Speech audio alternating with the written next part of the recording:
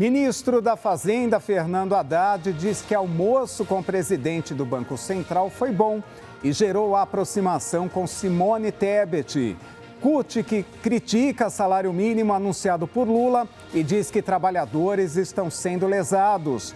Carro de luxo roubado do cantor Péricles é achado desmontado na zona leste de São Paulo.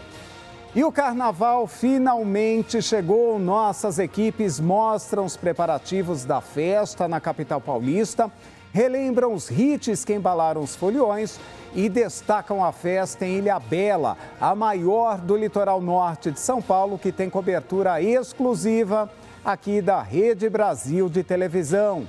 O RB Notícias está no ar.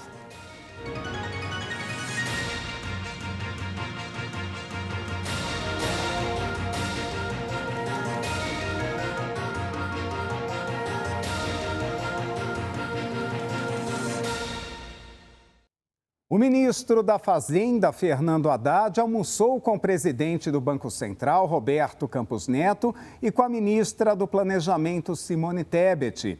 O petista garantiu que o encontro gerou uma boa aproximação entre eles.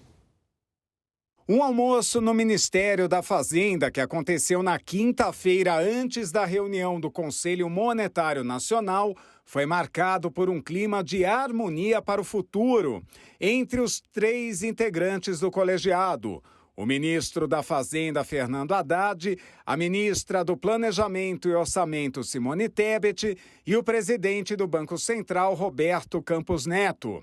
A conversa, conforme o ministro, girou em torno do alinhamento das políticas fiscal e monetária.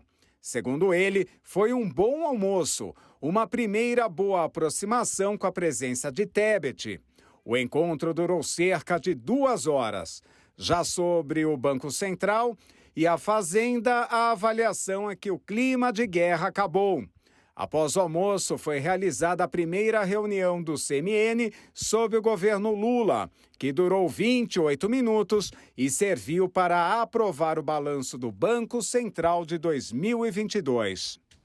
O Ministério da Gestão e da Inovação em Serviços Públicos informou nesta sexta-feira que propôs um reajuste linear, ou seja, a todos os servidores do Executivo Federal, de 8% a partir de março deste ano. Para o comentarista Ney Gonçalves Dias, o governo Lula está gastando demais em pouco tempo de mandato. O governo anunciou hoje um aumento de 7,8% para o funcionalismo público. Este aumento é um aumento linear, ou seja, ele abarca toda a estrutura dos funcionários públicos. E tem também um aumento de R$200 para auxílio de alimentação. Se você somar os gastos que serão provenientes de hoje com o do imposto de renda de ontem e do salário mínimo, você vê que o Brasil vai gastar, em função do que foi decidido ontem e hoje, cerca de 48 bilhões de reais. Pois bem, isso vai chegar, o governo vai caminhando para gastar cerca de 68% do PIB no ano de 2023. O que equivale mais ou menos a 2,68 bilhões é o déficit previsto para o ano de 2023. Esse déficit de 68 bilhões corresponde a 2% do PIB.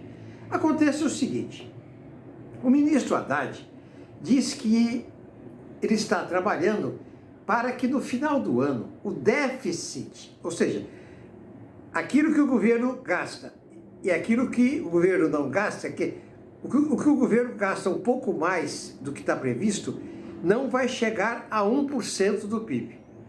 Aqui você está vendo que o cálculo é de 2% do PIB. Muito bem.